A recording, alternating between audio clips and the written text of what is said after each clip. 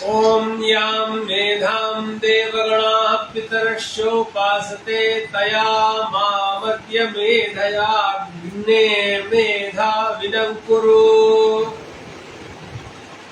संपूर्ण भूमंडल में दैवीय आलोक से भासित यह भारत भूमि, जिसके ललाट पर देवतात्मा हिमालय है और समुद्र जिनके पैर पखार रही है, ऐसी माँ भगवती भारती की यह धरा, और जहाँ नित्य निरंतर कैलाश ओम का प्रकाश कर रहे हैं, ऐसे इस धरा पर और उसके भी हृदयवर्ती मध्य प्रदेश के भी प्राणभूत नर्मदापुरम में माँ भगवती नर्मदा के पावन पुलिन पर विराजमान देह विदेह आश्रम में परम वीतराग तपस्वी संत श्री निर्मल चैतन्य पुरी जी महाराज की चरण सन्निधि में हम सभी लोग आज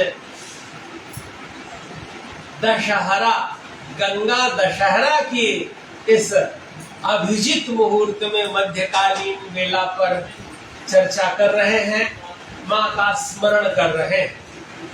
अनादिकाल में वह समय था जब इस धरती पर विद्या, वैभव, विनय, व्यवहार और व्यवस्था का अप्रतिम उदाहरण देखने को मिलता था, लेकिन उस काल में भी असुरता की वह संस्कृति जहां गौरव प्राप्त करने की होड़ रहती है, उसे परमात्मा श्रेष्ठ नहीं मानते। किसी को इंद्र बनने की अभिलाषा हो तो ये तो बहुत अच्छी बात है, लेकिन इंद्र बन करके भी दूसरे का घोड़ा चुराने जैसी प्रवृत्ति आ जाए तो परमात्मा उसकी निंदा करते। परमात्मा को ये प्रिय नहीं है कि आप अपनी श्रेष्ठता के लिए किसी के सत्कर्मों में कोई व्यवधान करें। और फिर इस कार्य को भी भगवान देखते हैं कि हमारा अभिधेय क्या है, हमारा लक्ष्य क्या है। साधन पवित्र होना चाहिए। अगर पवित्र साध्य को प्राप्त करना है तो साधन भी पवित्र होना चाहिए। और परब्रह्म परमात्मा ने वामन अवतार धारण किया, ये छोटे बन गए। छोटे इस अर्थ में छोटे बन गए, अर्थात जिसको बहुत वस्तुओं की अपेक्षा नहीं है वही श्रेष्ठ है। हम उन दीनानाथ की कृपा में रहते हैं, तो इस बात को बहुत अच्छे से समझना चाहिए कि हमें अपनी कामनाओं के वर्तुल को बड़ा सीमित रखना चाहिए। हम व्यापकता में, अधिकता में कई बार अवज्ञा कर जाते हैं। प्रज्ञा पराधो ही मूलम रोगाणाम। रोग कब होता है? जब हम प्रज्ञापराध करते हैं तब रोग होता है। प्रज्ञापराध कब होता है? जब हम गुरुजनों पर टिप्पणी करना शुरू कर देते हैं तब प्रज्ञापराध होता है। अपनी सीमा रेखा में रहना चाहिए। क्या हमारा वर्तुल है उसमें रहना चाहिए। हमें हमारा चिंतन करना है, स्व के भाव में रहना है, स्वभाव में रहना है, प्रभाव में नहीं रहना है। जो दूसरे को देखता है वो कभी शांति और सुख का अनुभव नहीं कर पाता है।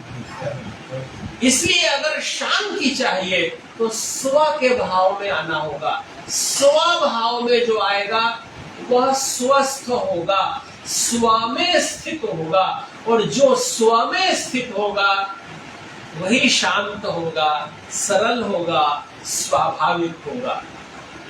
भगवान वामन भंग करके आए हैं और जा करके राजा के द्वार पर ये कहा कि हमें 3 पग धरती दे दीजिए, और वह तो अहंकार में मत्त था। अरे इतना क्या मांगते हो, और मांगो। उसने कहा इतने का ही संकल्प कर लीजिए। और फिर उसने मन में, गुरुदेव ने उसके कहा कि तुम्हारे द्वार पर भगवान आए हैं और तुम छले जा रहे हो। देखिए, जिस पर प्रभु कृपा करते हैं, करुणा करते हैं, उद्धार करते हैं, अथवा किसी भी तरह से निधि प्रदान करते हैं, उसका मंगल ही करते हैं। भगवान शाप देते हुए भी मंगल ही करते हैं। उन्होंने कहा अगर मेरे द्वार पर परमात्मा भी आकर खड़े हो गए तो कितनी बड़ी बात है। और अगर वो आ रहे हैं, पीठ पर धरती मांग रहे हैं, तो मेरे लिए महत सौभाग्य की बात है, मैं तो दूंगा। कभी कोई मांगने आता है तो ये समझिए कि वो हमें दाता बनाने आया है, क्योंकि हम दे ही ना पाते अगर कोई मांगने ना आया, और हमें इस लायक पाया कि हमसे मांगने आया। क्योंकि बहुधा लोग उसी से मांगते हैं जिससे उम्मीद होती है कि ये दे सकता है, जिससे जो नहीं दे सकता उससे तो कोई कुछ मांगता भी नहीं है। द्वार पर 3 पग धरती मांगी, संकल्प करके 3 पग धरती दे दी, और बड़े होने लगे। इतने बड़े हुए कि उन्होंने 1 पग में ही सारी धरा नाप ली। दूसरे पग में उन्होंने ध्रुव तारे पर अपने बाएं पैर का अंगुष्ठ रखा, और अपनी व्यापकता से वो संपूर्ण ब्रह्मांड को नाप करके जब उन्होंने दाहिने पैर का अंगूठा भी ध्रुव तारे पर रखा, तब उनका पिंडों ने, ऋषियों ने, देवताओं ने, ग्रह नक्षत्रों ने अभिषेक किया है। भगवान के चरण कमलों का अभिषेक हुआ है। तब भगवान के चरणों से जो निकली है विष्णु पादोदकी गंगा मैया की जय। ब्रह्मा ने अपना कमंडल किया और उन्होंने वह सारा विष्णु पादोदक जल ले लिया। आज भी तभी पूजा अर्चना वंदना अभ्यर्थना सिद्ध होती है जब हम गुरुजनों का, बड़ों का, अपने प्रियजनों का, जब हम उनके चरण पखार लेते हैं और चरणों तक लेते हैं, तो मानो गंगा मैया का ही वह स्वरूप होता है। उस समय नारायण मानकर हम उन्हें प्रणाम करते हैं। धरती पर जब कभी ऐसा लगा कि उस दिव्य कुल में, जिस कुल में देवतात्मा हो रहे हैं, रघु, अज, दशरथ और दिलीप हो रहे हैं, उस कुल में सगर के 60,000 पुत्रों को जला दिया गया है, भस्मीभूत कर दिया गया है। उधर गंगा सागर में ऋषि आश्रम पर एक बंधा हुआ घोड़ा मिलता है, और सगर के 60,000 पुत्र जाते हैं और गुरु अवज्ञा करते हैं। कहते हैं अच्छा तुम आंख बंद करके बैठे हो, बड़े भोले बनते हो, घोड़ा चुरा के लाए हो। जब कोई चीज न जाने तो न बोले। बहुत बोलने से बहुत बड़ा संकट होता है।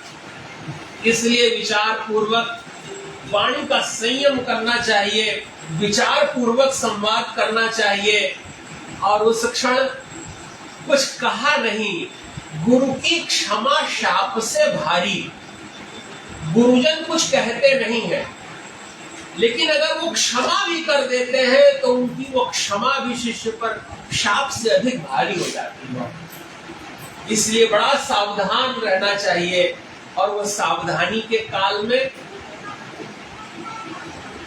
वे सागर के 60,000 पुत्र जल गए। उनकी कुल परंपरा में भगीरथ हुए। भगीरथ को लगा कि अगर हम अपने पितरों का तारण नहीं करेंगे तो मुक्ति नहीं होगी। किसी के जीवन में अगर कोई दुख आया है तो इसकी पूर्व पीठिका है। 3 तरह का ऋण हम सब पर चढ़ा हुआ है, देव ऋण, ऋषि ऋण, पितृ ऋण। और निरंतर ऋण उतारने के संबंध में विचार करते रहना चाहिए, ऋण उतारना चाहिए। अर्पण, तर्पण और समर्पण। जब हम तर्पण करते हैं तो हम पितृ ऋण से मुक्त होते हैं, इसलिए तर्पण आवश्यक है। गुरुओं को समर्पण करना चाहिए। जब आप समर्पित कर देते हैं तब आप ज्ञान जो आपको प्राप्त हुआ है, तब आप उससे ऋण होंगे। जो ज्ञान मिला है वो दूसरे को दें। और इसी तरह जब ऋण मुक्ति की वार्ता हुई, भगीरथ ने तप किया, भगवान गंगा जी को प्रसन्न कर लिया। गंगा जी ने कहा हम धरती पर आने के लिए तैयार हैं, शिव जी से अर्चना करो, वो मुझे शायद संभाल ले। यह बात जब शिव जी से जाकर निवेदन की, उन्होंने शिव जी को प्रसन्न किया। शिव जी को लगा कि कोई यह हम कर रहा है कि मुझे कोई संभाल पाएगा कि नहीं संभाल पाएगा।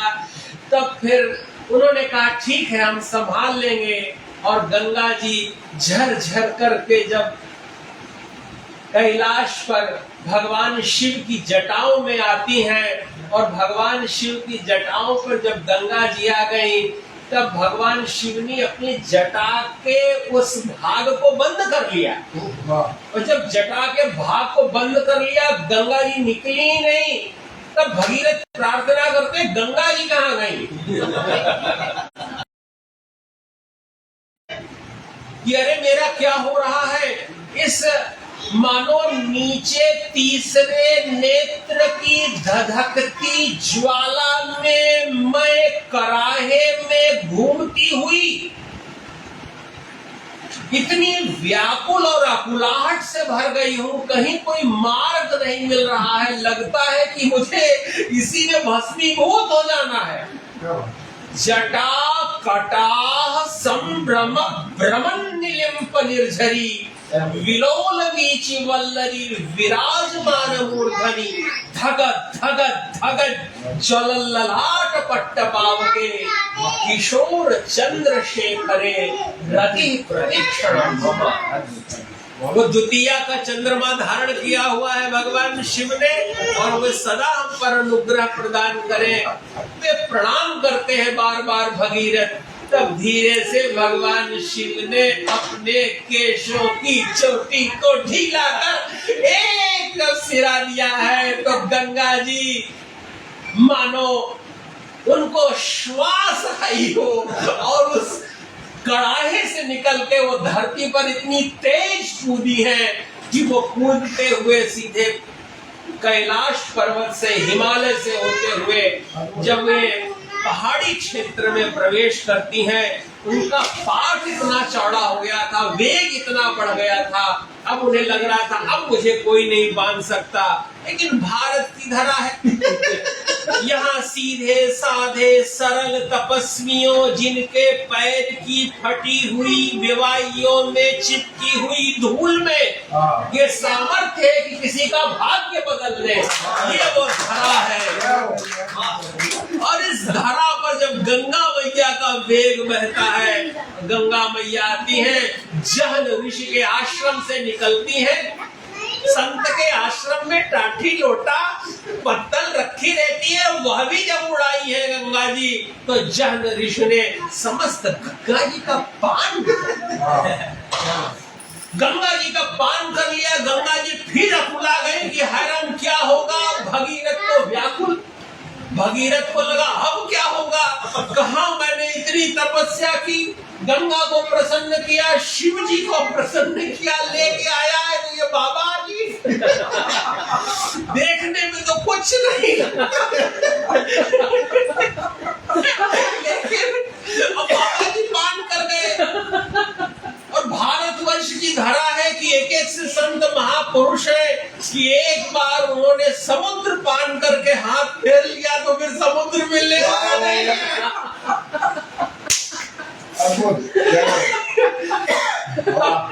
प्रार्थना करने लगे। संत स्वभाव कैसा होता है? नवनीत की तरह होता है, मक्खन की तरह होता है। मक्खन अपने ताप से नहीं पिघलता, उसके पास कोई जब दहकता हुआ पहुंचता है तो उसके ताप से मक्खन पिघल जाता है। संत हृदय नवनीत समान। और फिर भगीरथ प्रार्थना करते हैं, उनके प्रार्थना पे गुरुदेव प्रसन्न जल्दी हो जाते हैं। ये जितनी जल्दी प्रसन्न होते हैं उससे जल्दी कुपित होते हैं, और जितनी जल्दी कुपित होते हैं उससे जल्दी प्रसन्न हो जाते हैं। इनका किसी से कोई स्थायी संबंध नहीं है। जिसने अपनी हमता ममता को छोड़ दिया वह सन्यासी होता। इसलिए इन पर अधिकार जमाने की कोई चेष्टा न करे। इनकी चरण सन्निधि में रह के जितनी धूल मिल जाए उससे भाग्य लिपि को, ललाट को सुंदर बना ले, लेकिन उतनी ही दूरी से रहे। अग्नि की ज्वाला आहुतियों को स्वर्ग तक पहुंचाती है, लेकिन ज्यादा निकट जाओगे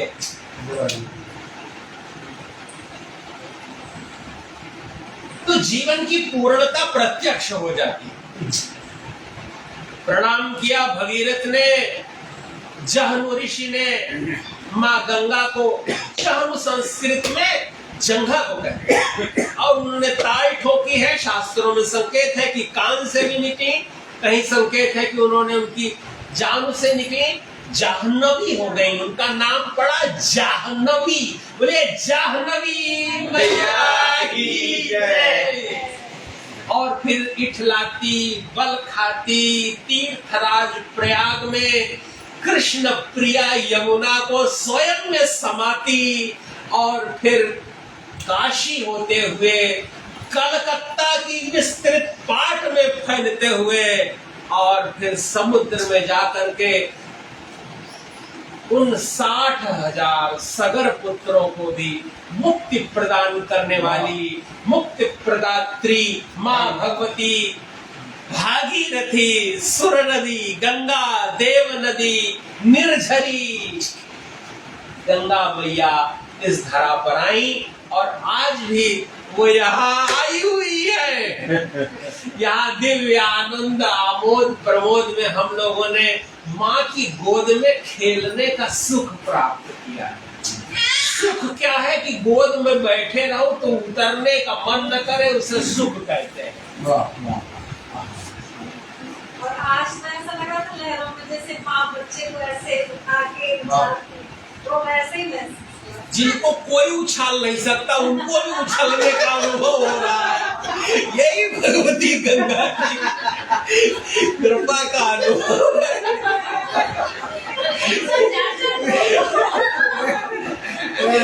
बोले गंगा मैया की जय। आज के आनंद की जय। उमा महेश्वर भगवान की जय। राधा कृष्ण भगवान की जय। सियावर रामचंद्र की जय। हनुमान जी महाराज की जय। बोले हर हर महादेव। अद्भुत कथा सुनाई, अद्भुत, बहुत आनंद। अभी तो 15 दिन आनंद आएगा। 15 दिन आनंद आएगा। वाह, बहुत सुंदर भाव। और गंगा दशहरा के पावन पुनीत अवसर पर हमने माँ भागीरथी का जो परम पवित्र प्राकट्य भाव है उसको परम श्रद्धेय डॉक्टर नीलम त्रिपाठी महाभाग के मुखार बिंद से श्रवण किया। और ये हमारा परम सौभाग्य है कि आज भगवती माँ नर्मदा जी के पावन पुनीत इस दक्षिण तट पर नर्मदापुरम में देह विद्या आश्रम में भगवती भागीरथी की पावन प्राकट्य की पावन कथा को श्रवण करके हम कृतकृत्य हुए इस दिव्य भाग में। आप सभी को प्रणाम। पुनः इस परम पवित्र गंगा दशहरा दिवस के आनंद आशीष मंगल शुभकामनाएं।